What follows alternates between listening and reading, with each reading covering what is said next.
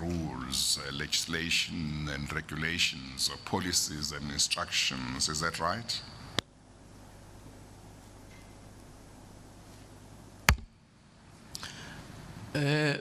Correct, Chairperson. We always make recommendations to relevant accounting officers to take actions against those people. So you are not the ones who take action against them, you only make recommendations? Yes. Do you have statistics that could tell us how often your recommendations are complied with, generally?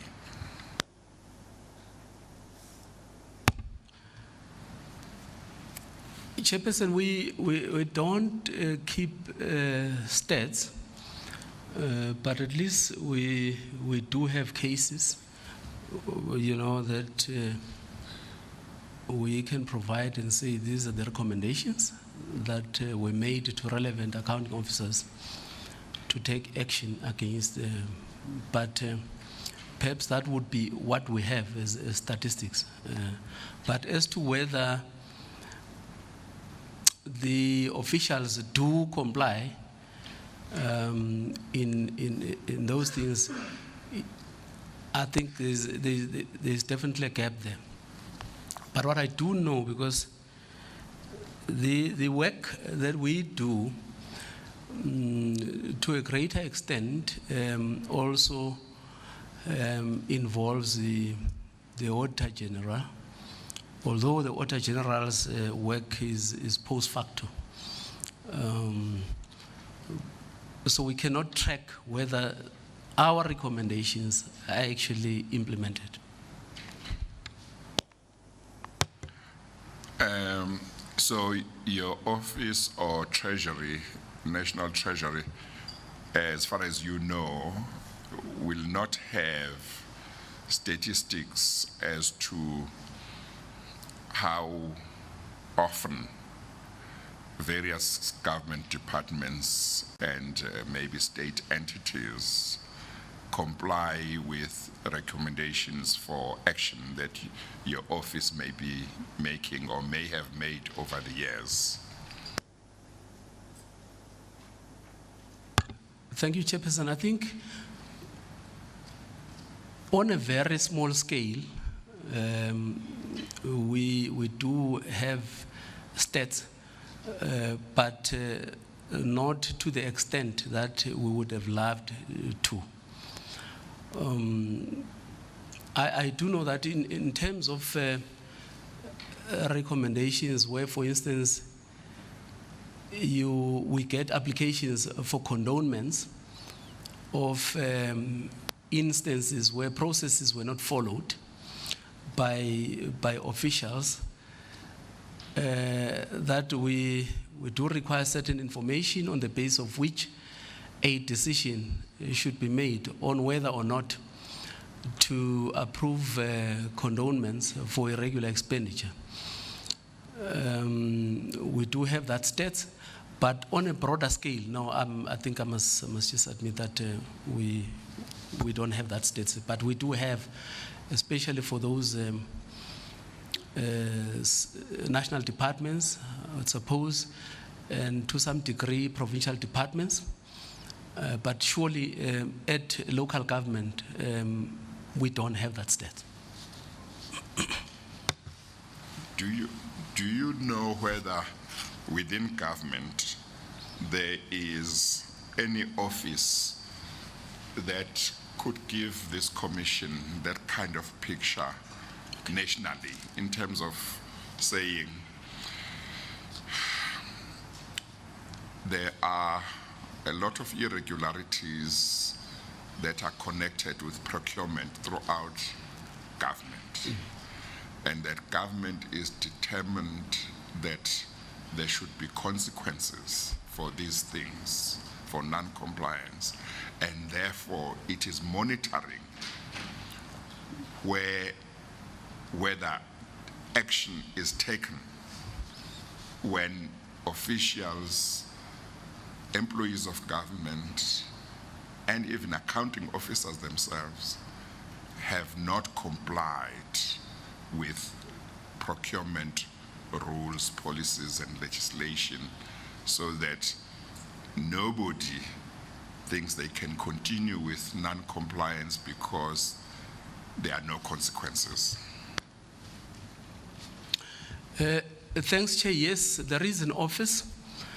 The Public Service Commission, in my understanding, can provide that kind of information because in many instances, some of these are reported to the Public Service Commission, and I do know, as a matter of fact, that the Public Service Commission is quite efficient, and they do make follow-ups on those allegations, and they also do make follow-up in terms of whether accounting officers do take actions as recommended by the Public Service Commission. But they are that kind of office which the Commission could approach to get such statistics.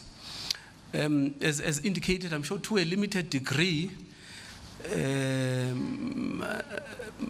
the treasuries also could provide such information, but more in the office of the Accountant General within Treasury, at least National Treasury, we could have such information because I do know that they do make follow-ups on some of these issues, and of course other law enforcement agencies. But the Public Service Commission is the office that consolidates such information, and I'm sure they could be approached in this regard.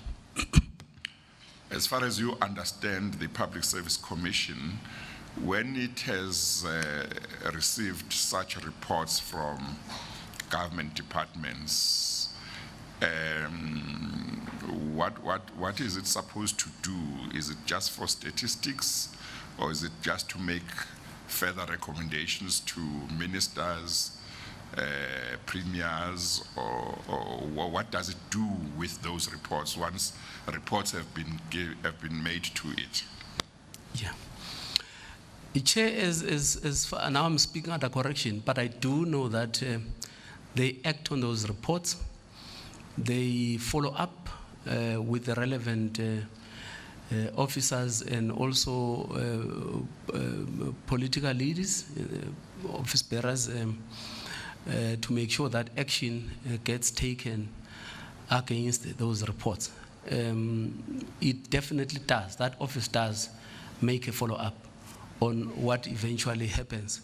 Why I'm saying so, I have to state this because allegations are made on a number of cases, and then even to ourselves, the Treasury,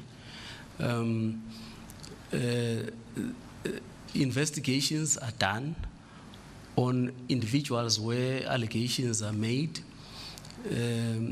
but of course the Commission always wants to know what action has been taken. So they present this to accounting officers, and they also demand the reports of what exactly transpired in terms of enforcing the recommendations of the Public Service Commission.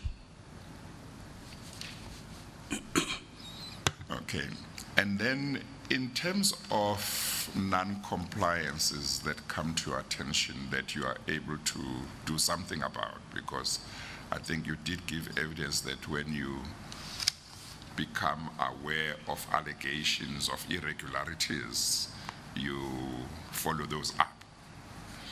Now, do you follow them up only if there is a formal complaint, or do you follow them up, for example, even if you were to read in a newspaper that there are complaints of irregularities in regard to a certain tender?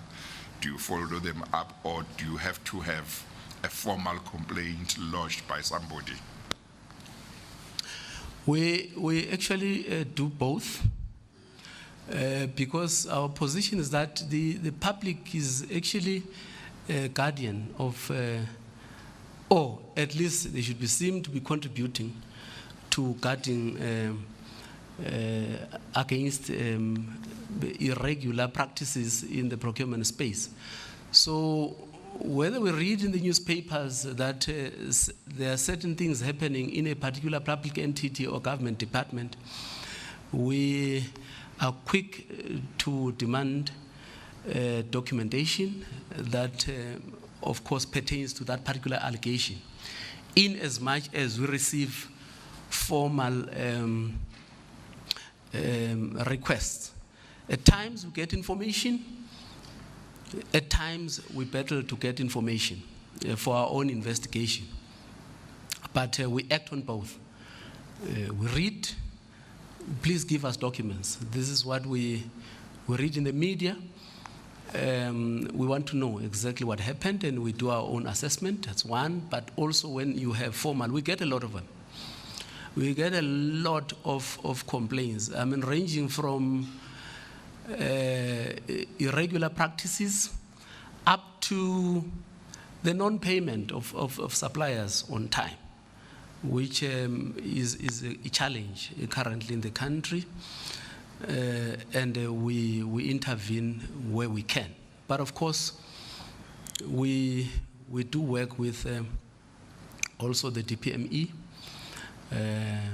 Department of Monitoring and Evaluation, in this regard. But we act on all these instances to find out exactly, because we can't take these things for granted. I mean, that's exactly what is happening currently. And with regard to the decision-making in regard to tenders, you talked about, I think, the first instance committee, is it the bid committee, bid adjudication committee, is that what it's called? Yes. Yes, and you said that part of the reason why that committee is critical is because that's where it looks at the specifications, for example. Is that right? Yes. And you said that you could have situations where specifications are formulated in a certain way in order to favor a particular entity that will later on tender. Yes. Now, the actual adjudications of tenders, they are done privately, in the sense of not in public. People sit in some boardroom and decide them. Is that right? Yes. Now, generally the public will just hear that a particular tender has been awarded to a particular entity, but they won't have any participation of any kind. Is that right? It's correct, Chair. And that process of adjudication is not transparent. Is that right? It is correct, Chair, in the sense that it is not open to the public at large. Yes. And it doesn't, of course, involve members of the public. And the people who make decisions on tenders don't provide reasons until there is a court case. Is that right? Or do they? There is what we call, Chairperson, in the process debriefing. And I do know that some institutions do conduct debriefings because it gets provided for, if it is provided for in the tender document. But the information is also made available on application, whether through PAJA or through PAIA. That information is actually made available. But in certain instances, I am aware, because I also chaired a bid adjudication committee for more than 10 years. on transversal contracts as a chairperson and also head of that office. I do know that at times the losing bidders would, without thinking twice, resort to the court process and apply court processes to request records and so on. And we make a record available, of course, that's what our duty is. And of course, relying on the fact that if the process was transparent or is transparent, then there is no reason to fear to disclose the document, unless, of course, one is hiding something out of this process. You see, I'm thinking about that because I think it's important that we look at what it is within the procurement system that is weak, which results in the levels of corruption and irregularities that are associated with procurement in the country.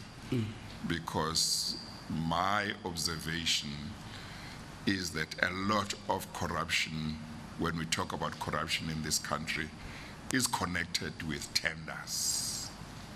You see, so it's a very important part of what we must look at, because that's part of the terms of reference of the Commission.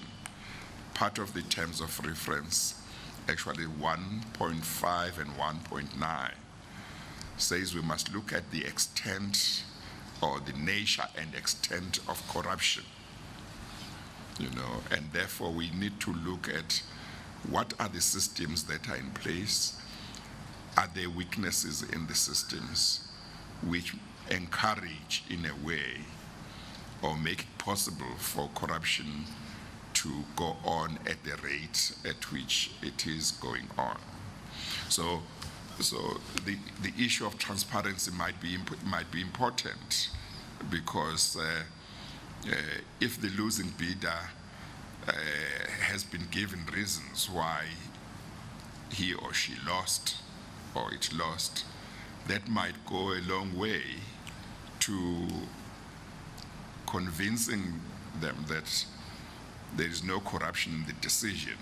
They lost because they deserved to lose. So it may well be that to the extent that the reasons are not provided as a matter of course, that maybe that should be considered. Do you have some comments on that as somebody who has been very involved in procurement? Is it something that you think might assist? Is it something that might be practical? Thanks, Chair. But thank you very much. But I must also say that when we talk about the bid adjudication, we're talking about the last leg of the process. And I just want to reiterate that, yes,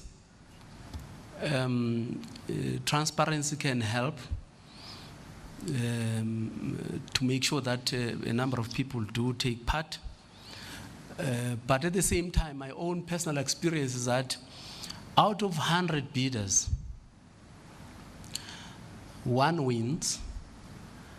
The 99 that are losing would always cry foul, legitimately or illegitimately. So, but the issue is,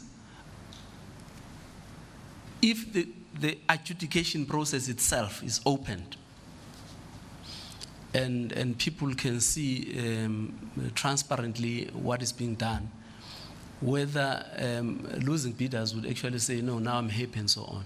But it is a good thing that we can always promote. Historically, Chairperson, If you take the construction sector, our prescripts make it mandatory to read the prices at the closing and opening of bids.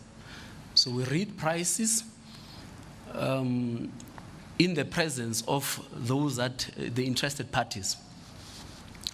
But that is it. And in the mind of the bidders, they always say, look, my price was the lowest, and therefore I deserve to be awarded a tender. But when you look at the entire, because this entire process, I might be lower in price, but I've got a shovel and a spade, and therefore I can't build even a single house, or a shovel and a wheelbarrow. Hence my price is low.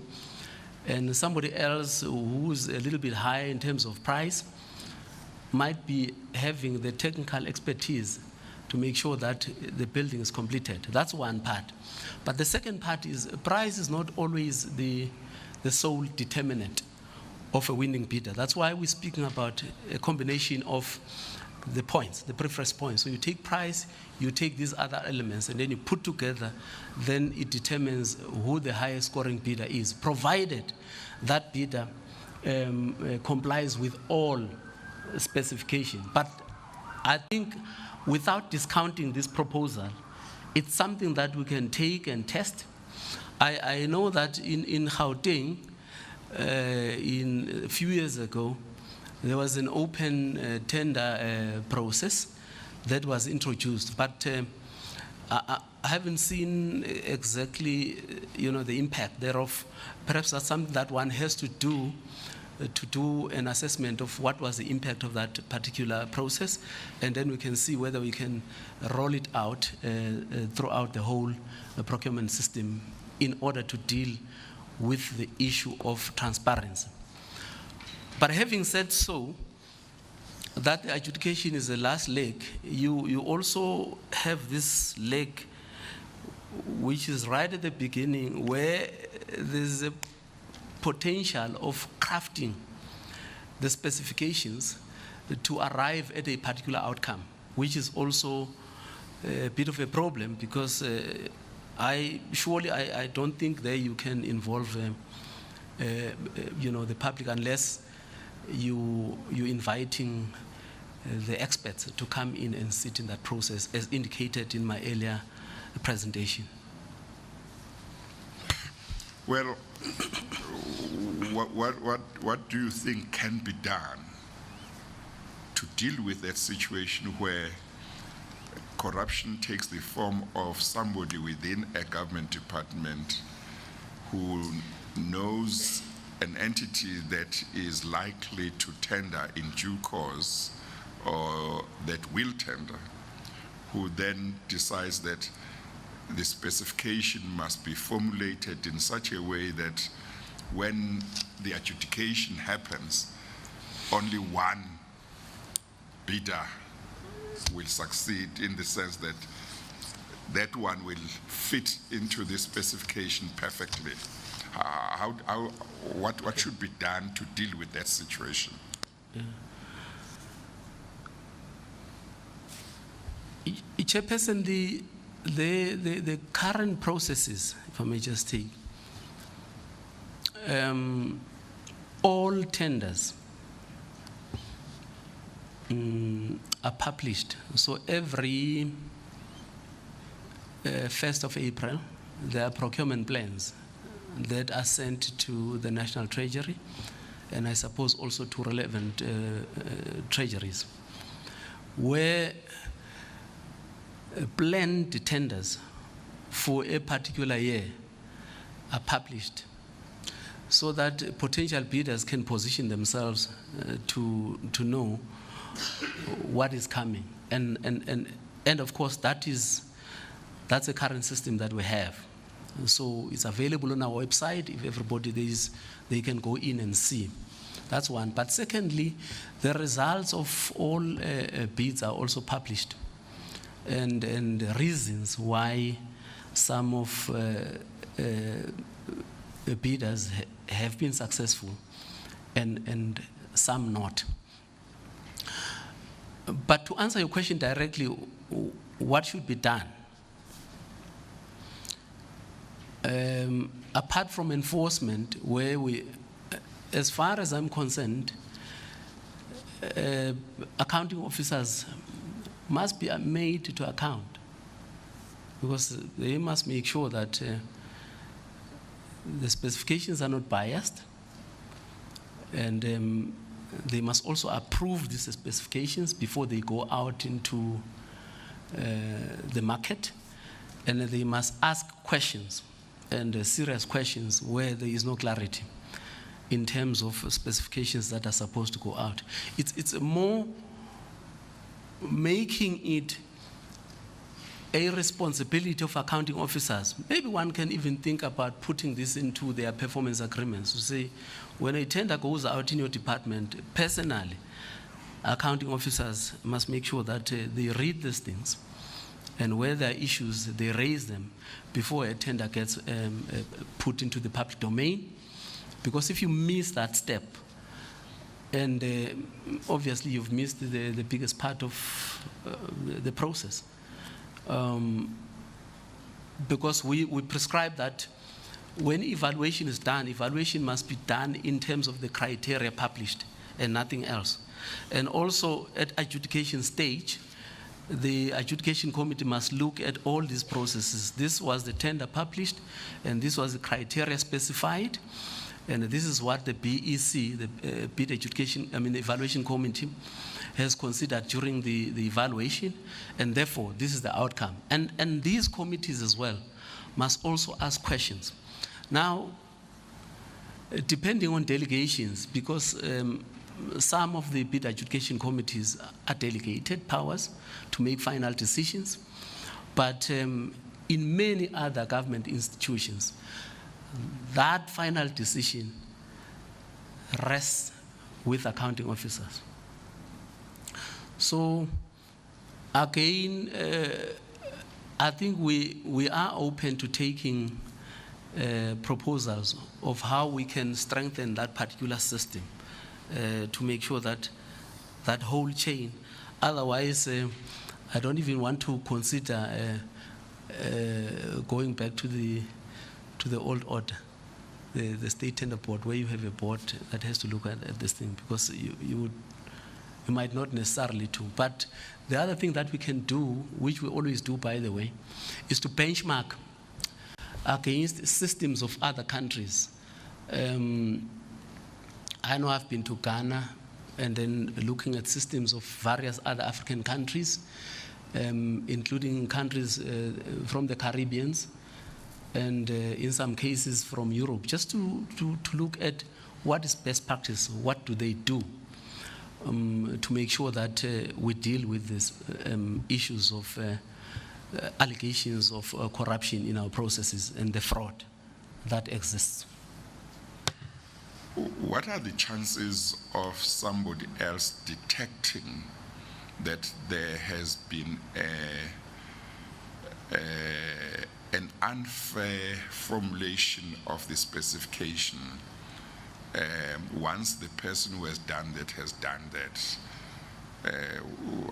How easy is it for somebody else to say, but there's something wrong with this specification? Is that something that is easy to pick up, or not really? Or it depends on how bad the person is who was trying to formulate it in a certain way? If he's quite skillful, nobody will pick it up. Yeah. Thanks, Chair. You're raising a very important fact. Look, it depends on experience. Some of the officials can simply tell you right from the beginning that this tender is cooked. But it depends on how long have you been involved in the system to pick those things up. You can say even at education, no, this specification was cooked. And because it was cooked in that way, in that way, in that way, and therefore this thing can't pass the test. And you refer it back Sorry to say, but I think I've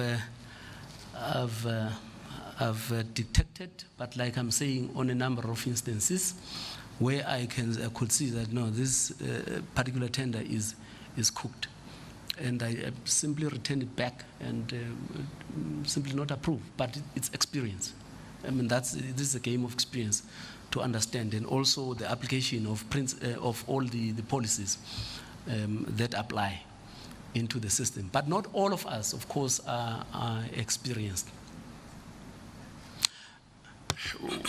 Would there be somebody in any particular department or state entity whose duty would entail precisely that, before a tender is finally adjudicated, to check whether everything has been done the right way, but also to examine the specifications and see whether they can pick up if it has been, as you put it, cooked,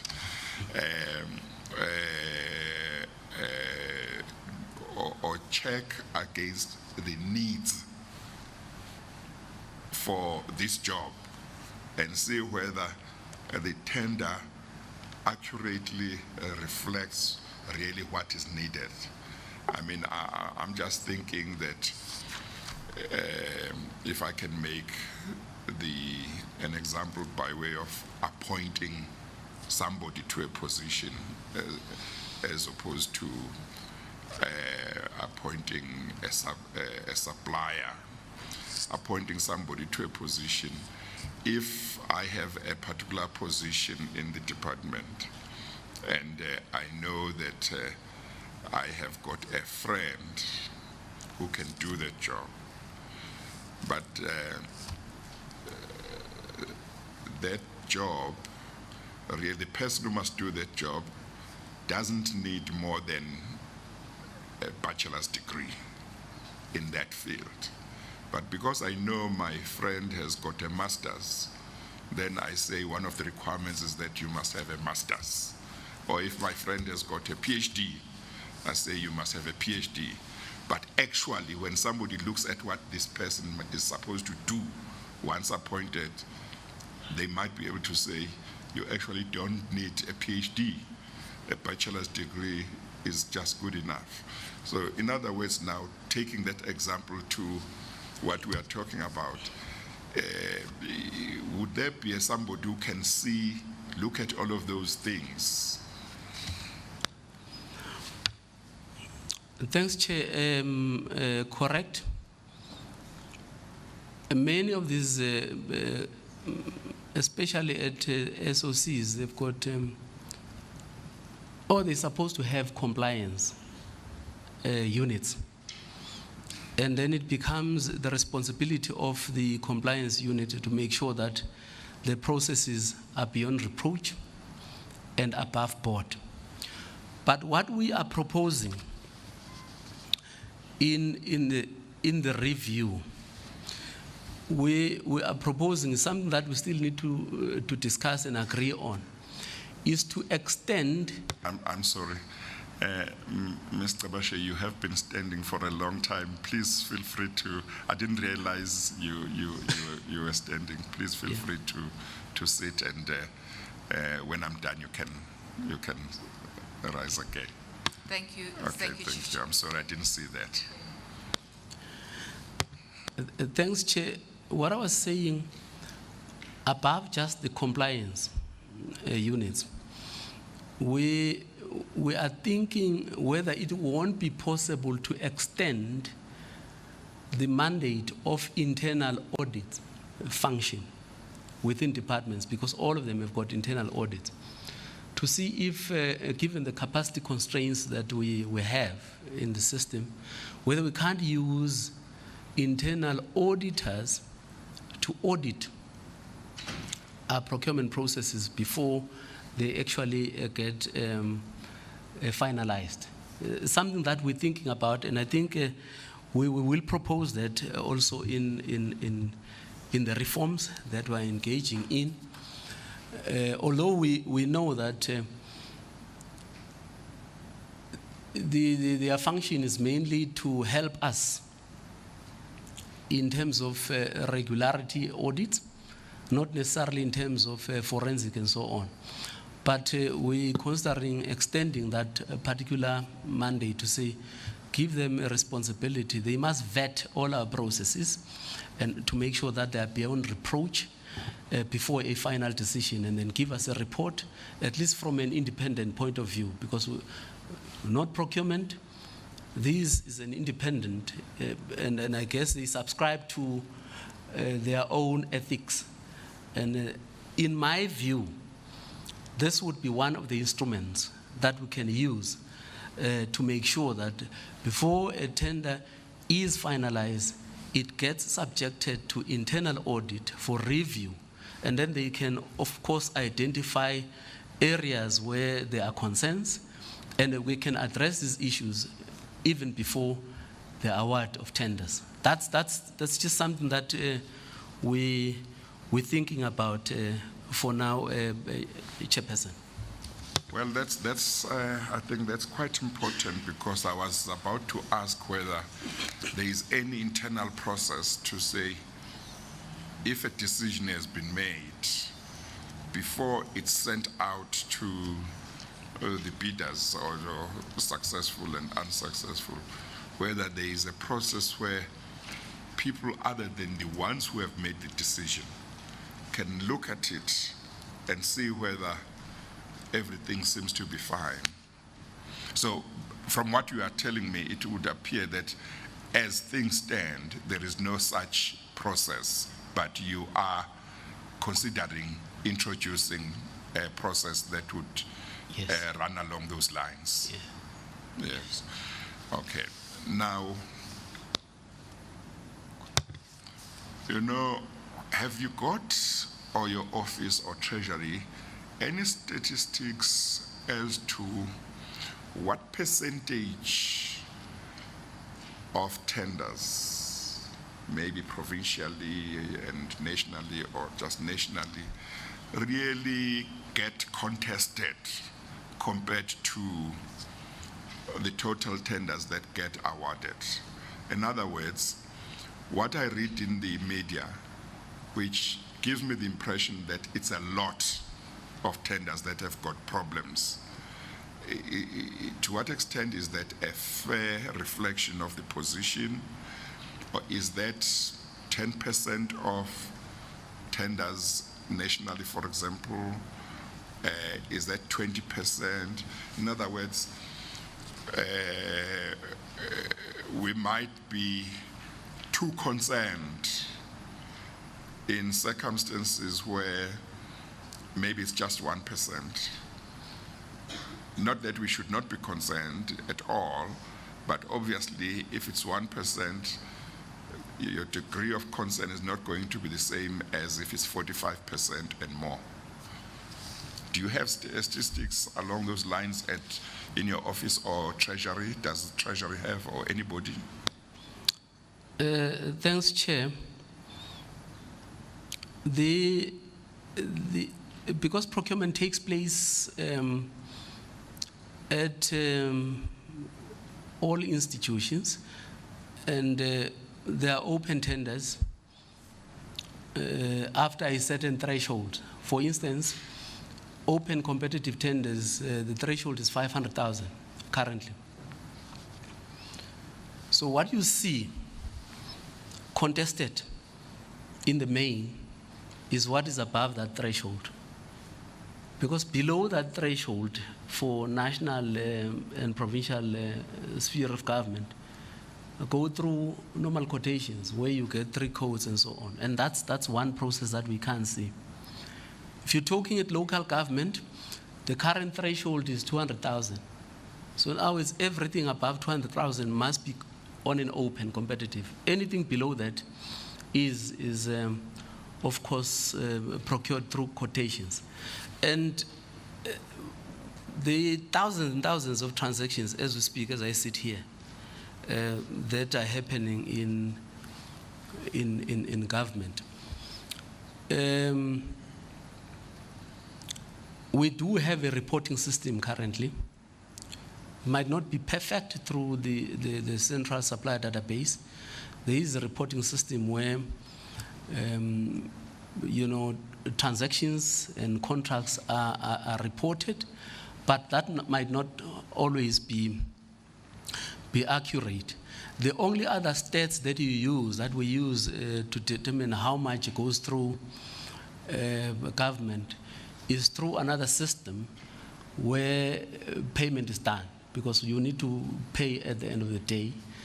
And at least that particular system will give you a much more accurate, may not be accurate, but accurate of what exactly is happening. But as to giving a split in terms of percentages it's a bit of a challenge for now.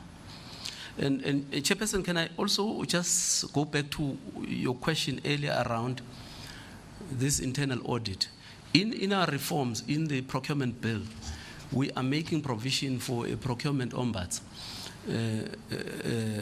so that you give a cool-off period once a decision has been taken, to make sure that people can come forward and say, no, they either object or what, but within a certain period. I mean, just to also highlight the importance of the decisions that are taken to make sure that they are fair before we even take these decisions to court. I would imagine that people who want to do business with various government departments and state entities would know, for example, who the people are who are likely to decide a tender. Am I right? In other words, maybe let me put it this way. A bid adjudication committee, that's the committee that makes the decision, is that right? Yes. Now, in regard to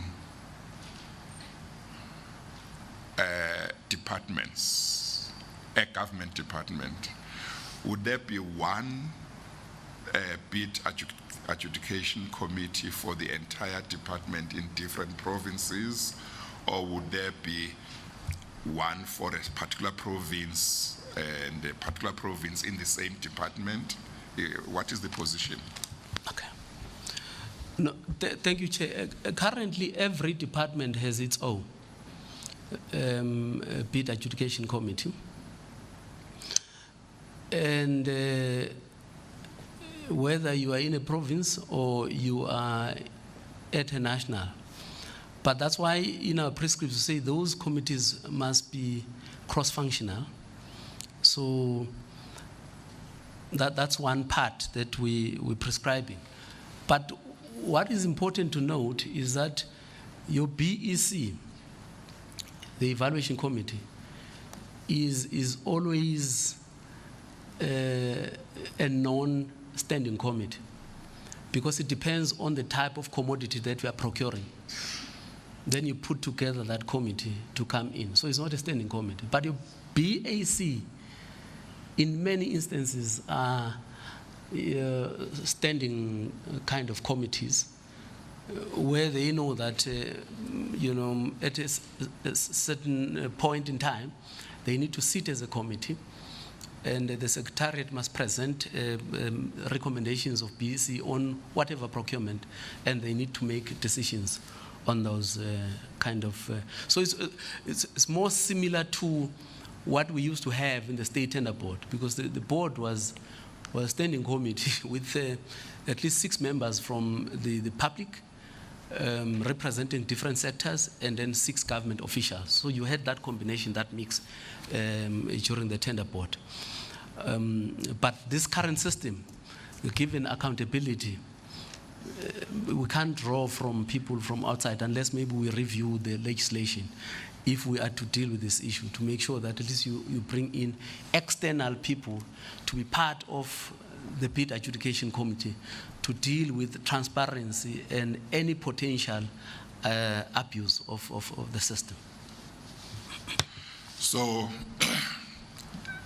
what you are telling me seems to suggest to me that the answer to my question is that yes, indeed, if I know that there is going to be a tender coming up in a particular department that I'm interested in, I would or could know who will decide it, because the bid adjudication committee is usually or all the time a standing committee.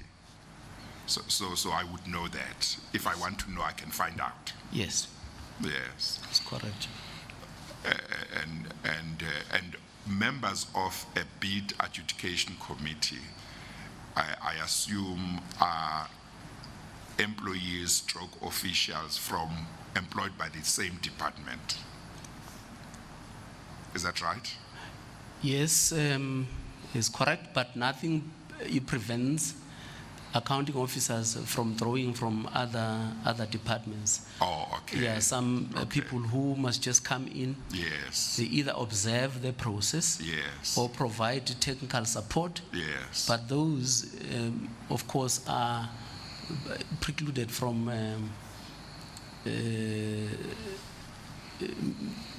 taking part in final decision making if they are observers.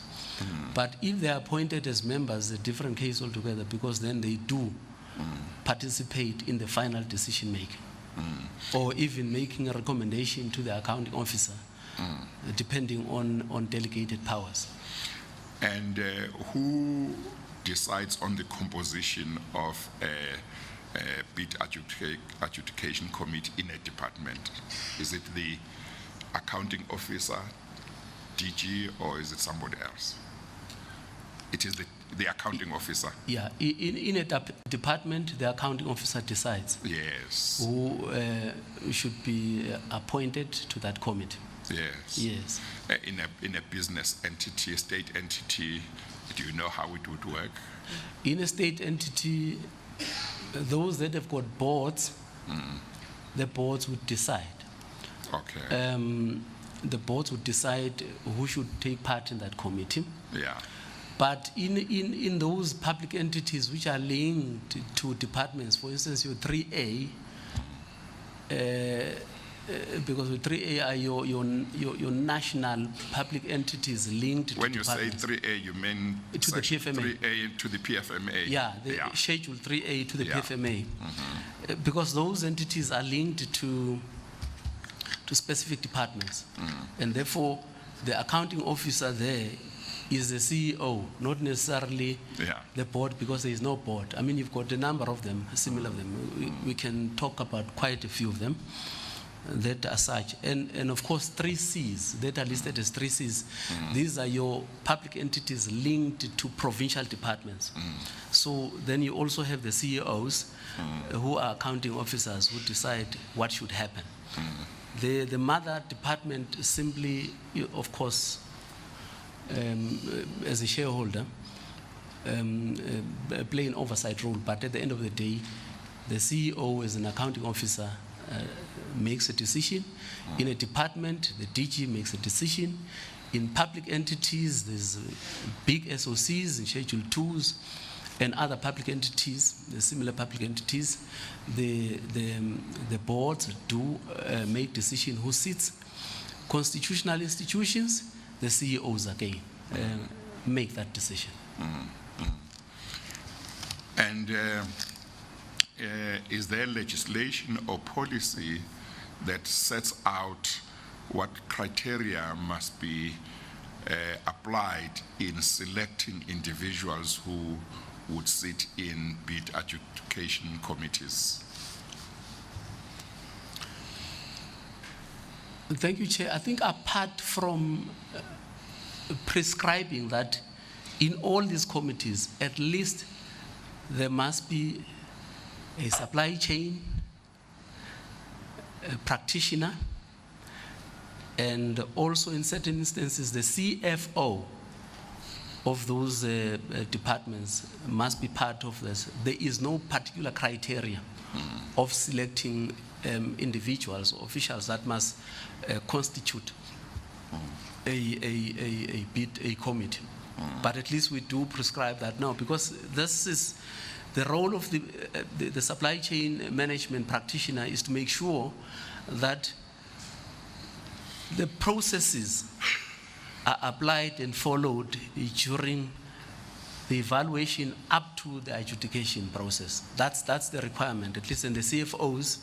Of course, our prescript says all the SCM units must be under the auspices of the chief financial officers of respective departments. So there would be nothing to suggest that an accounting officer in looking for people to appoint to a bid adjudication committee must look for people who are people of integrity and people who have, for example, legal qualifications to understand some of the things, and people who might just be known for impartiality, that kind of thing. There would be nothing that says they must look at that. It is correct, Chairperson. There is nothing that would prescribe. Save to say that those that participate, it's in our prescripts, we've stated, those that participate must be unscrupulous. Where there is a conflict of interest, they must disclose, declare, and recuse themselves from the processes. Because, so we're prescribing broad kind of ethical standards that are applicable. But as to identify which individual best fits that criteria, we don't have. But at least we do have a broader kind of characteristics of prescripts of what the committee should do. And would there be any study that may have been done by, to your knowledge, by any government department, maybe even your office, to say, or that would identify where most of the tenders where there are allegations of corruption and so on, or that even get taken to court, where exactly problems seem to be? For example, is the problem at the specification stage? Is the problem at the adjudication stage? In other words, is one of the weaknesses that bid adjudication committees do not seem to have people who can do a proper job? Is there any study or anything that has been done to say where exactly do things go wrong in our procurement system? If we want to fix the system, where should we focus?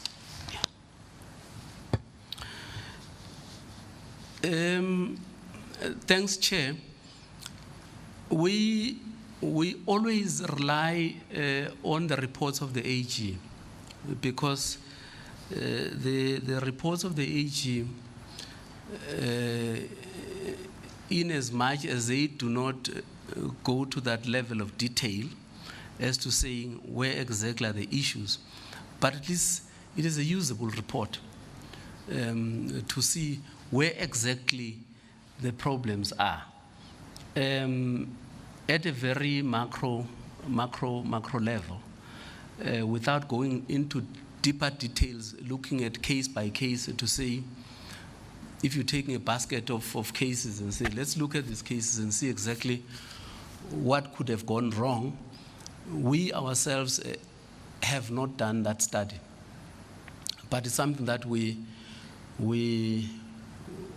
definitely could do, because some cases are reported, some cases are not reported.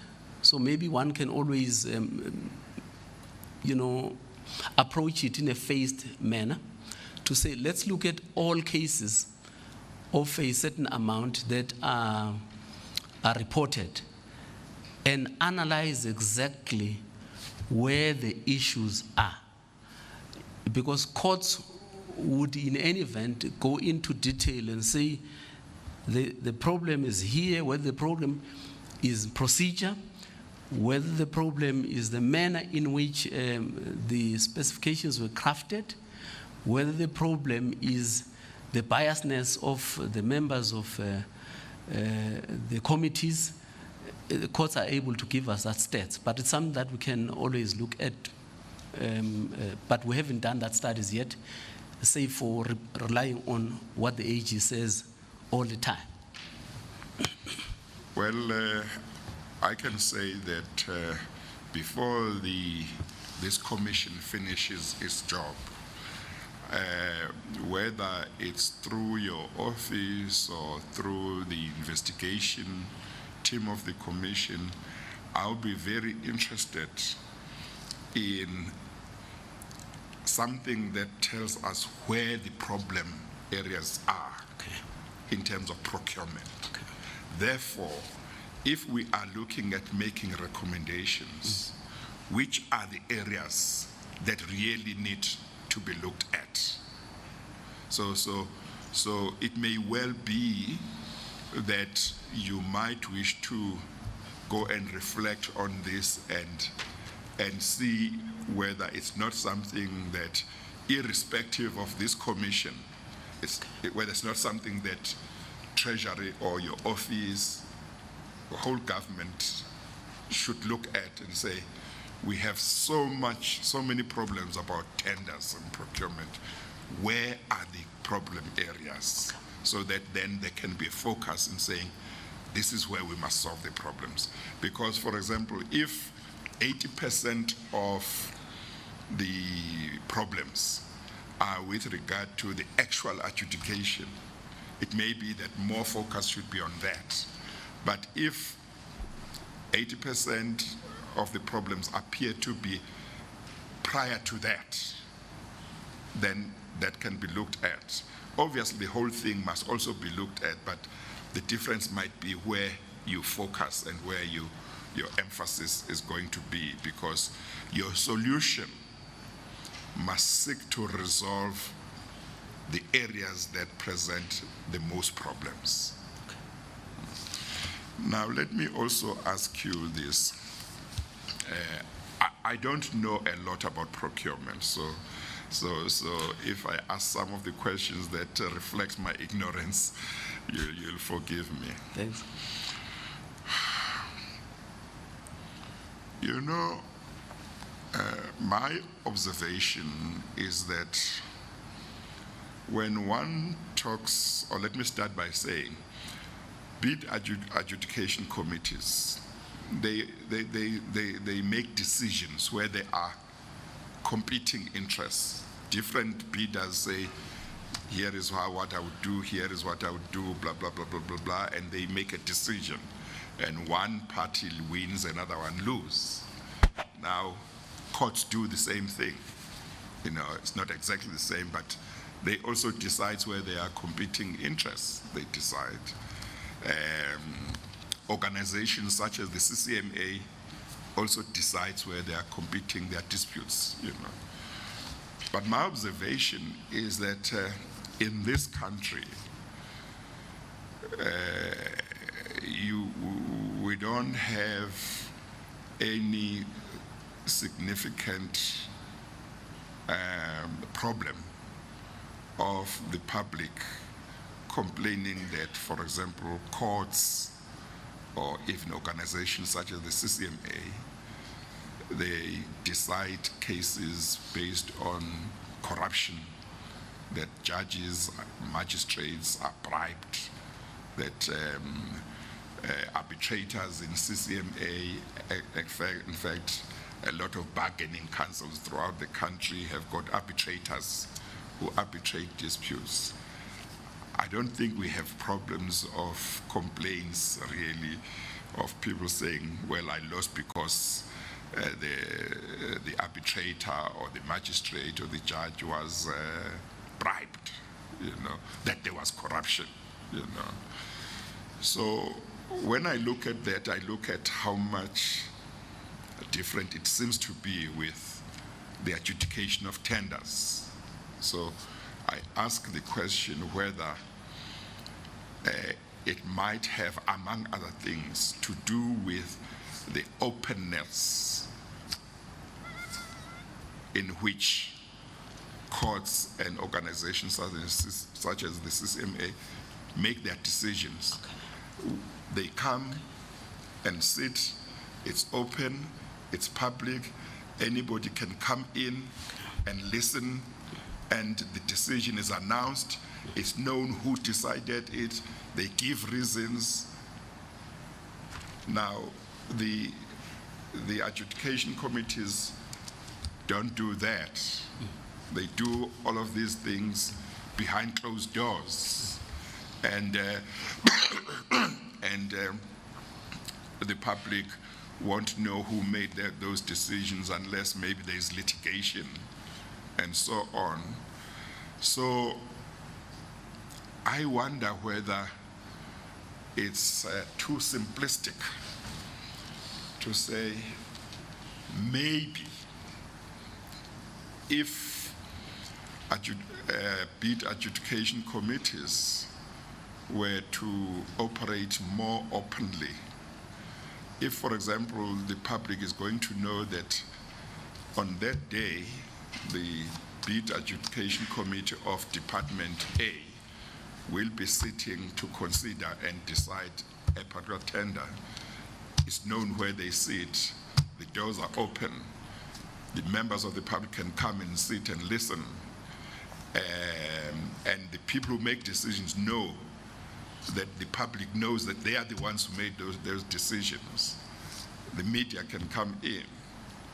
Maybe that could contribute, but as I say, I don't know much about procurement. You know quite a lot. Have you got some comments that you can make on that? I know that there may be situations where a particular bidder might say, well, there is some sensitive information relating to my business that's involved there.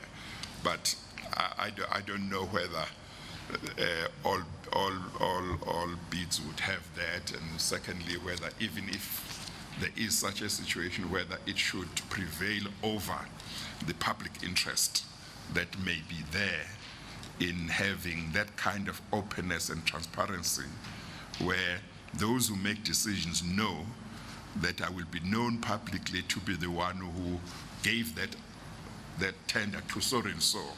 If there's something wrong, everyone will know. If there are suspicions of corruption, they'll associate me with those suspicions. Thank you, Chairperson. I think it's an invaluable proposition.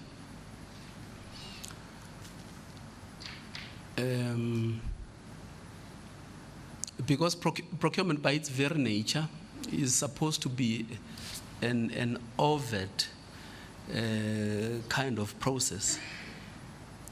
That's one. But once one submits their responses or their tenders for adjudication, those tenders then become public documents. That is why whenever people want access to the winning bidders because they're losing, we have no objection, provided we disclose that information. So that could be done. I think if one talks about the big projects, because I think that's where you need to start, yeah, your big projects, that's doable. It's something that we can consider to kind of infuse in our own processes and see if we can't do that and see what the level of the complaints that we have, even the court challenges, cannot reduce, and something that we can consider. And obviously it has to be done, in my view, in a phased approach. but also having done some kind of study in terms of how many transactions go through quotations and how many transactions go through open competitive bidding process. Because some of these tenders are parceled. So in other words, they're broken down into smaller chunks, maybe to circumvent opening it up, yeah. But it's something that we definitely can take home and see how we can practically apply it and roll it out. Of course, we need to pilot it somewhere and roll it out throughout the whole government.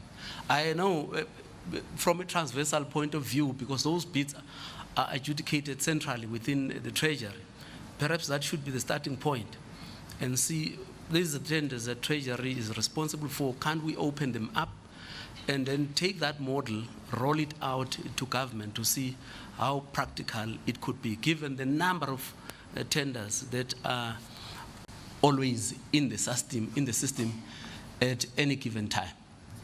But it's something that we can always consider. No, and then you 2 times you mentioned something about accountability when you were referring to bringing in outsiders. If I understood you correctly, you seemed to think that if you bring in outsiders to participate in decision making, as opposed to giving advice, there would be a problem with accountability. If that is so, can you explain that to me? Yeah. Thank you, Chair. That's correct. That's my thinking. In fact, if you look at the previous regime under the State Tender Board, where we had, as indicated, 6 members who represented different sectors of the economy, who were members of the board, and then you had 6 government officials who also represented different interests of different government departments, who would come in as a board and adjudicate on tenders. Now, when the decisions of the board were challenged, the departments would always say, no, but I mean, we didn't take these decisions. We did not take these decisions. So we can't be held responsible for these decisions because that decision-making power has been delegated to the board.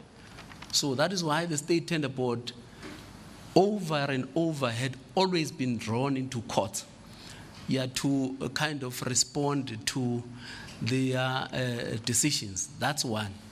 Now, when we introduced SCM, we were very clear in our own minds that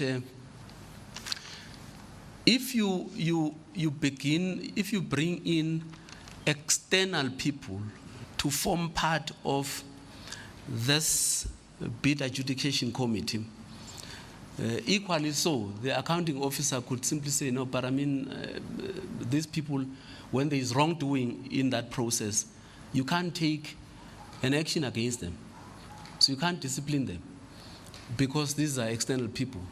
But when these are officials of a particular department and there is wrongdoing in terms of what they do, then you have all the powers to hold them before a disciplinary action and take an action against them. So this is where we kind of coming in.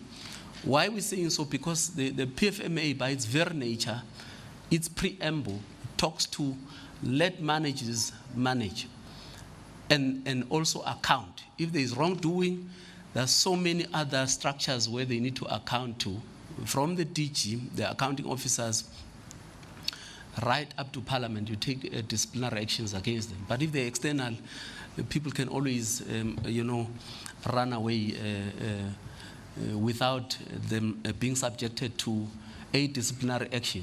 At least in this case, you're applying the public service regulations to take disciplinary action in terms of. So this is where the thinking was at the time. And I think until perhaps we get inputs from the public in terms of how do they view it in terms of the new envisaged bill, it's something that we can look at and see how then do we make even these external people accountable. What do we do to make them account to decisions that they take as part of the collective on the bid adjudication committee? This is, in a nutshell, what I was explaining, Chairperson. Well, it ties in with the question that I was going to ask you. You did talk about one, maybe two challenges that were identified with regard to tender boards, and hence they were abolished. I would like you to talk more about that. But before you do that, let me go back to what you have just said. You see, I have some difficulty with the proposition that says, let's not bring in outsiders Okay. to the bid adjudication committee, because then there will be no accountability. Obviously, it might mean that you are not going to be able to take disciplinary action against outsiders, but that doesn't mean there won't be accountability. There could well be accountability of another kind. And obviously legislation that would allow the use of outsiders would look at that. Okay. For example, if you are going to bring in a lawyer, an attorney or advocate, or you are going to bring in an accountant, an auditor, people who fall into certain professions, if you bring them in, you can rest assured that if there's something wrong that they have done in the adjudication that, for example, goes to issues of integrity, you can rest assured that there is a place where they could be reported and there could be action against them. So I wouldn't think that you would need to be concerned about accountability in the case of people like that, just because they are outsiders. But I don't know also, even in terms of members of the bid adjudication committee that are employees or officials of the department. I don't know if you know how much action is taken against them. Generally speaking, how effective is any disciplinary action that is taken against them? Do you have any ideas whether action is generally taken regularly and effectively?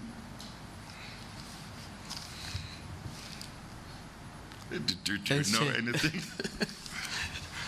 All I know is from time to time one reads in the newspapers that within government, within the public service, at any given time, there are many employees and officials who have been on suspension, on full pay for a long time. Thank you, Chairperson. Thank you very much. I think you are correct. That is why, although not in the similar context as you've just explained, the whole bid committee system is premised on cross-functionality. So in other words, you bring in all skills in that committee to be part of that process. It's premised on that process. You have technical people, you've got specific professions, and all of these people must sit in a cross-functional team so that there is joint decision-making. But our approach obviously has always been draw from internally, even if it means draw internally as in government. But we've always, I think, maintained that position that insofar as external people are concerned, we were a little bit very cautious. But it's something to look at and explore and make sure that if we do go that route, as assumably, then that's something that we can look at in the new legislative review that we are busy with. And then let's go back to the tender board. What was wrong with how the tender board was working? The boards, firstly, maybe even before coming to what was wrong with the board, we had two conflicting pieces of legislation at a time. One being the PFMA, and then the state tender board. So now the PFMA surely was consistent with the Constitution, and the State Tender Board Act was inconsistent. Earlier on, I highlighted the fact that in the State Tender Board, you would restrict a person indefinitely from doing business with government. So these were some of the processes that even if you would try and amend that particular act, you would find difficulty in looking at this whole act and making it consistent with the Constitution. That's one thing. So the board itself, therefore, operated within a legislation that was inconsistent with the Constitution. That's the first thing. The second thing was the slowness within which services were delivered. Because as far as Uppington, Alexandra Bay in the Northern Cape, as far as Musina in Limpopo, Cape Town and so on, these decisions were taken centrally at the Treasury. And the pace was quite slow because all these submissions had to be brought to the State Tender Board, and the board would sit and adjudicate, at times approve, at times not approve. So when they don't approve, then it means the service delivery was affected at the time. So that was one of the considerations to say perhaps the system is a little bit outdated, and we needed a new framework that would make sure that accounting officers and authorities take decisions faster and for faster service delivery. That was the decision. Hence, the board then itself was disbanded in 2008. But of course, we phased the board out gradually, right from 2003, when we introduced this new framework, the supply chain management. Then we're phasing the board. But of course, contracts that were concluded against the State Tender Board were allowed to run their course. But as they expire, most of the tenders that we had centrally within Treasury, we decentralized. Took these tenders because they either ad hoc, in the sense that they are department specific, or in the sense that they were once off. And those that were transversal in nature and strategic to contributing to the economy, we retained. And that is what we are currently facilitating within the National Treasury. But even that system of the transversal bid adjudication is based on, is constituted by officials from various departments that come in and sit and look at this thing. It's not Treasury itself. Treasury's role is simply to facilitate, but these members are, of course, part of that process and delegated by their accounting officers and authorities in terms of Section 44 and 56, respectively, of the PFMA. Then they come and then they take those decisions on behalf of their respective departments. And then the management thereof, of these contracts, then results with accounting officers. All we do, we look at the administrative part thereof within Treasury. When is the contract expiring? What is the interval for price adjustments? What are the performance of the suppliers? And we take action where there is this lack of performance, and where there are allegations of fraud and corruption. We also make sure that we take decisions against such infractions. But this is how then the board operated at that time. Did it move throughout, did it deal with all tenders throughout the country, same people? In the main, chairperson, yes. But you may recall that when the new dispensation after 1994 came into being, there were provincial tender boards. But those boards, of course, were operating within the state tender board kind of setup. So that is why when the state tender board itself was disbanded, so were these provincial tender boards. But in the main, the state tender board was responsible for the entire procurement in the country. So these tenders were centralized within the state tender board. I'm just thinking that when it comes to corruption and bribery in regard to tenders, logic suggests that people who want to bribe, who want to secure certain tenders, would actually want to bribe the actual decision makers, not somebody else. Maybe if they want to bribe somebody else, it might be because they want that person to reach a decision maker or the decision maker or one of the decision makers.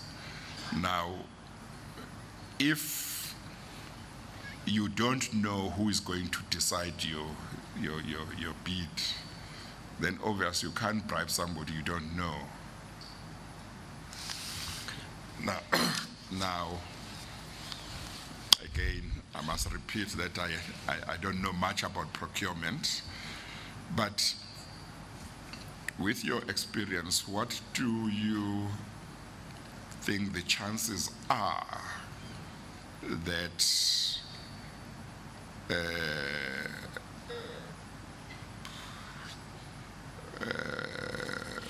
corruption might be reduced significantly or to some extent if the identity of the person or persons who will adjudicate a tender is kept secret until almost the last minute? To what extent do you think that could help reduce corruption? In terms of mechanism, how you achieve that, we can talk about that, but just in principle.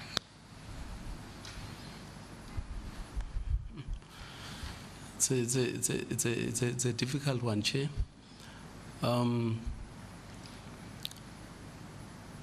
The position always has been that, because this is that's what we would have loved to believe, that if you constitute a committee cross-functionally, it's very difficult to go and bribe all these people. It's quite difficult. But of course, if you know them, you might know that a particular one is very influential in the committee. If you get him or her, you might be halfway there. No, I think it's important. I would agree with you that if you keep even the composition of those committees secret. Yes, that's what I'm talking Confidential. about, yes. Yeah, the composition confidential, and until the last day of the adjudication, it definitely would help to some degree to reduce the level of corruption. As I say, how it would be done might be something else, how to achieve that. But let me put this to you and see what you might wish to say.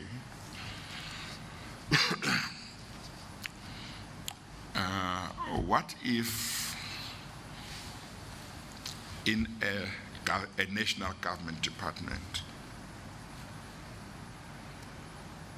we had a panel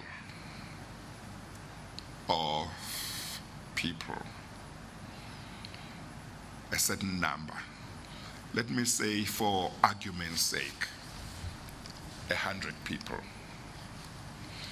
that we put on a panel, and we say, these people have got mostly the kind of experiences and skills and information and knowledge that we normally need when we need to put together a bid education committee.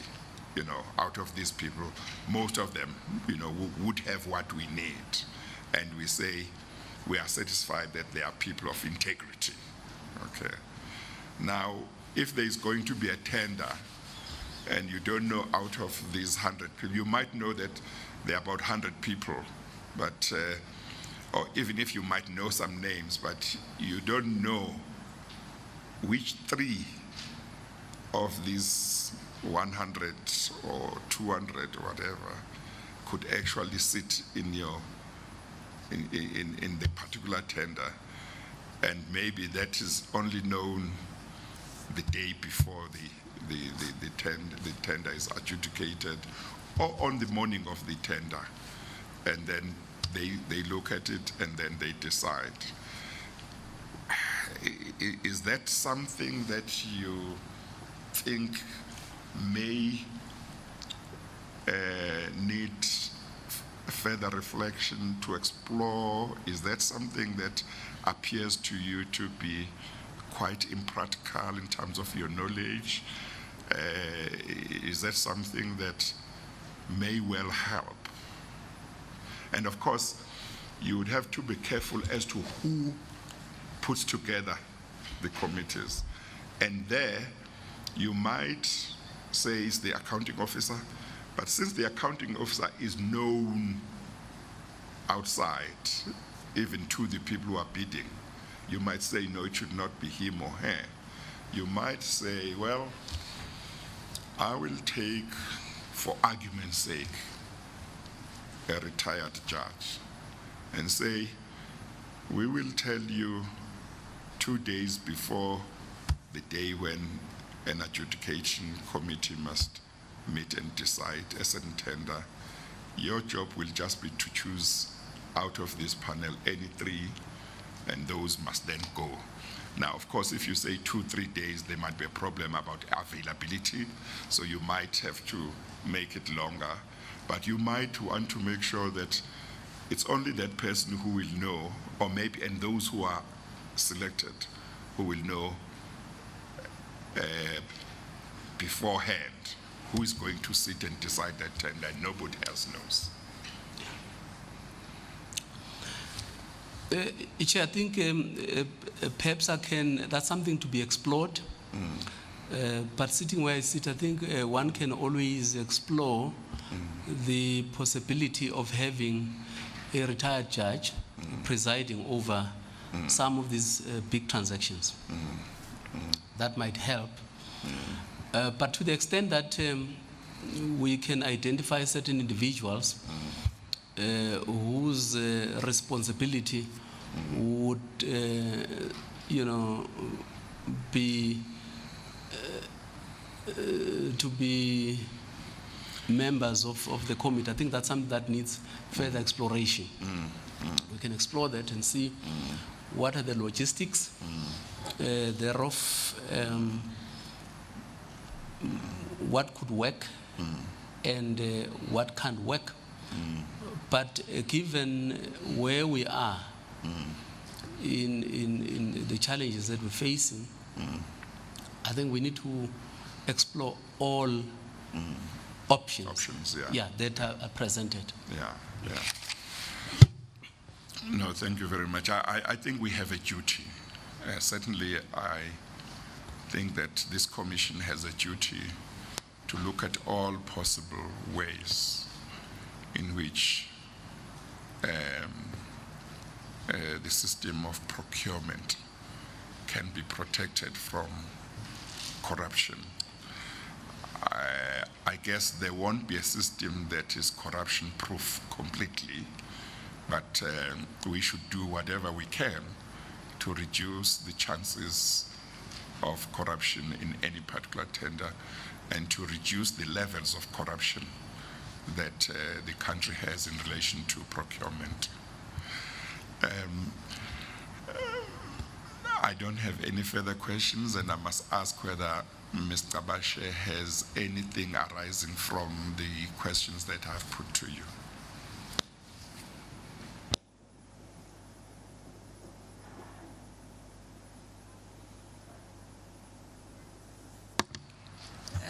Thank you, Chairman. I think just 3 questions, really. The first relates to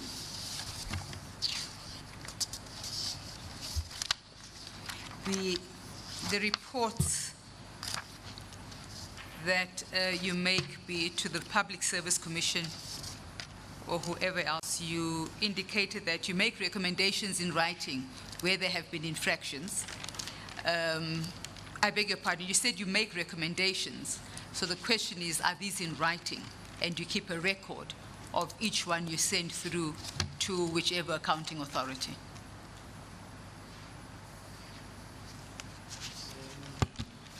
It is correct, Chair. Some of these are in writing. And you keep a record, so we would be able to get a schedule of those reports? Yes, of the recommendations, Chair, thanks. That's correct. Then the second issue is again a very brief one. What is the lifespan of a bid adjudication committee of each department?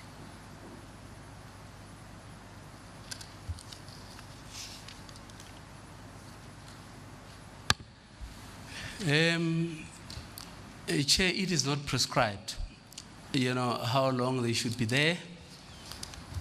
There is no term. I mean, that's the advantage of the system, because it provides flexibility to the accounting officer to decide when to rotate and to change members of the committees, especially bid adjudication committee. It allows them that space rather than the fixed term that the State Tender Board used to have, because it means if there is something during that process, then you stuck with that. But there is no term prescribed currently. Well, but also what it means, I'm sorry, Mr. Bashe, what it means is that if a corrupt accounting officer wants to keep a wrong bid adjudication committee, he or she can keep them for a very long time. Yeah, it's true. Thank you, Chairman. And then my last question really relates again to the 3 committees you've referred to. The one was the bid specification committee, you've referred to the bid evaluation committee, and you've referred to the bid adjudication committee. Now, the chairman asked you about the vulnerabilities inherent in these committees and whether a more open system, such as a court system where the public are involved, or where there's less secrecy, I beg your pardon, where there is secrecy so that you only know at the very last minute who comprises that committee, whether that would be of assistance. That was really the tenor of the question. Would that proposition work for each one of these committees? It's one thing if there's only the final decision maker, the bid the bid adjudication committee. That might work well. But you did indicate earlier in your testimony that the bid specification committee can also formulate the specs in such a way as to favor a particular person. So would the same secrecy provisions have to be knitted into that level of adjudication? And then what about the bid evaluation committee? So we're really talking about 3 levels of decision making. Is this a practical way of trying to limit the opportunity for bribery, corruption, malfeasance? Thank you. Thank you, Chair. Practically, it won't work for a bid specification committee, even for the bid evaluation committee, for the following reason. These 2 committees are not standing committees. They change all the time, because today I'm buying a table or furniture, school furniture, or then you put a committee just for the procurement of school furniture. The next day, you're buying textbooks, just an example. So it's a different committee. So that committee is not static. So both the evaluation committee and the specification committee are not static. But of course, your bid adjudication committee is always a standing committee. I think this proposition would work well there. But all I'm saying is, in as much as that proposition could work well there, at the back of our minds, there should be this thing that whenever the accounting officer approves the bid specification that eventually goes into the market, he or she has applied himself or herself to make sure that the specifications are correct and not biased, and so on.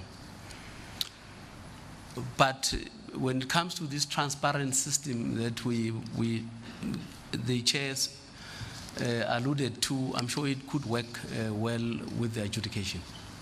I think my last concern really with this is whether you would have the capacity. It always boils down to capacity. Capacity to put the right people in place, then the capacity to monitor that they're doing things in accordance with the rules of engagement or with the prescripts. And that would really be the central challenge, I would like to think, at the end of the day. Yeah. But you might think of it as a short-term challenge, and if you really think it through properly, in the long term, you would resolve some of these systemic problems. That's fine. Thank you, through you, Chair. I think this is one of our biggest challenge, capacity.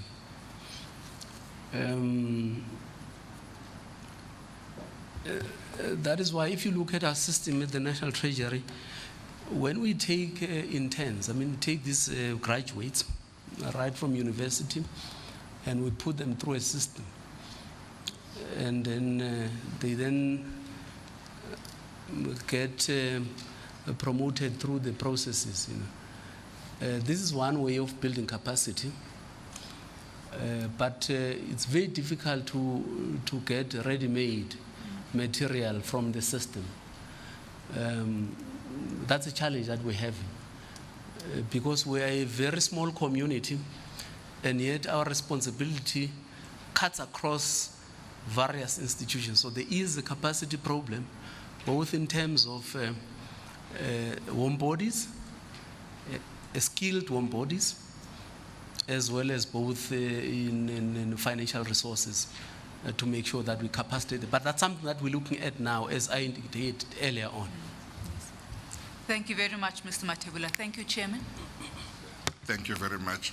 Just on that thought about a panel in regard to the bid adjudication committee,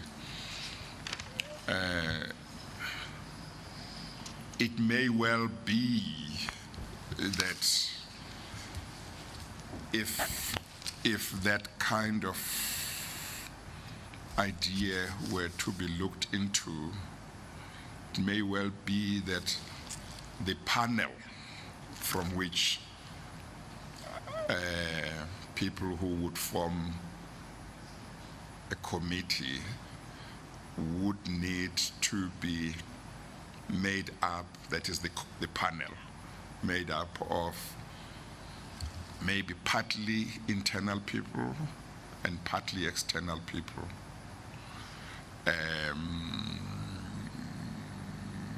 Which ones should be the majority, I don't know, but it might be that it's something that would have to be, the panel might have to consist of internal and external people to look at that.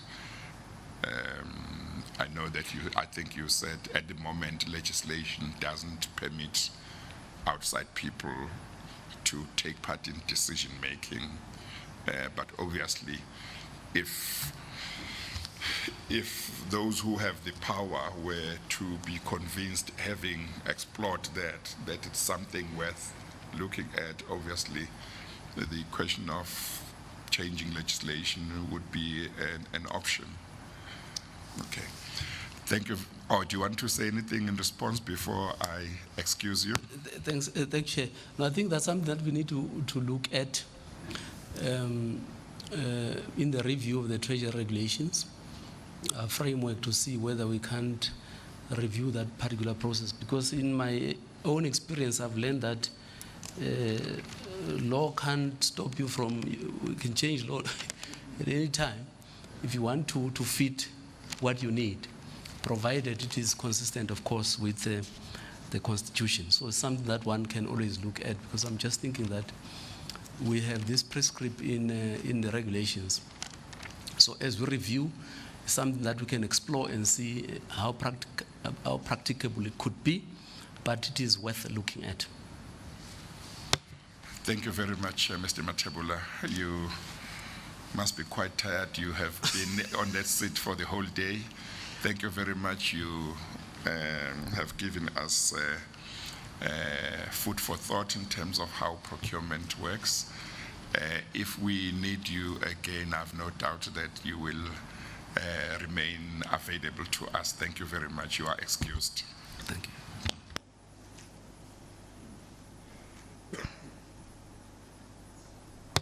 Mr. Pretorius.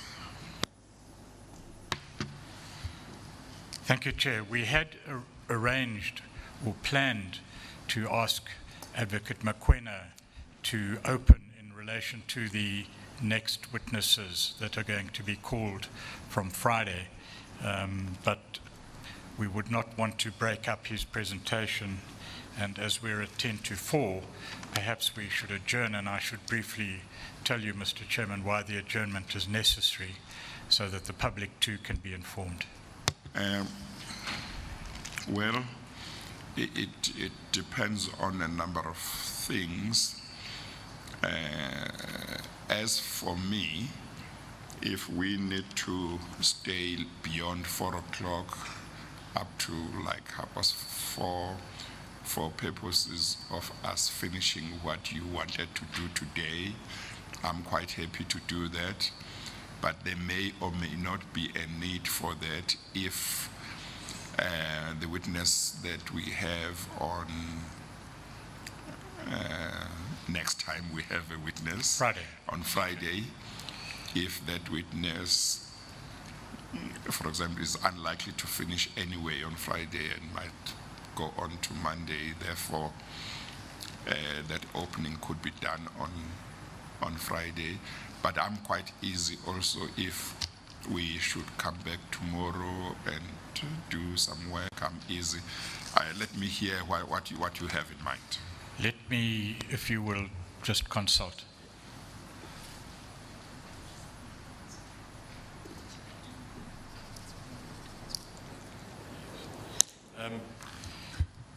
So tomorrow. tomorrow or Friday. An alternative I can just mention before you respond, an alternative might be that on Friday we start a little earlier than 10 o'clock, maybe 9:30, to make space for that opening before the witness starts at 10. That's the solution. Mr. McQueen and others have to consult with the witness at 4 o'clock, so that if we could adjourn till 9:30. In relation to the days in between, we, like the Commission as a whole, we as a legal team have also faced issues with witnesses who have been planned to be called over the next few days are no longer available, and we've had to postpone their testimony until next week, and that is the reason. Okay, no, that's fine then. Very well. Let's then adjourn. So the proceedings are adjourned until 9:30 on Friday. Thank you, Mr. Chair. We adjourn. All rise.